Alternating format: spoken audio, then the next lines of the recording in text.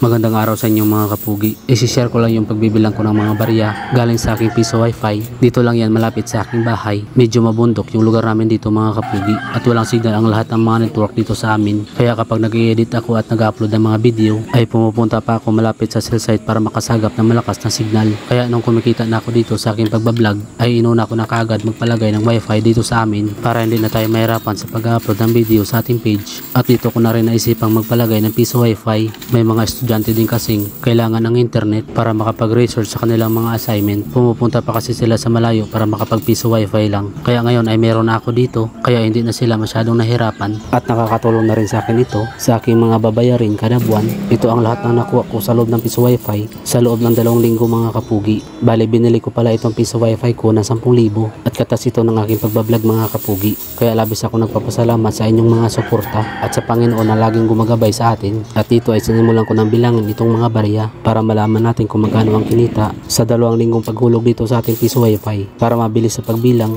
ay tinulungan ako dito ng aking asawa.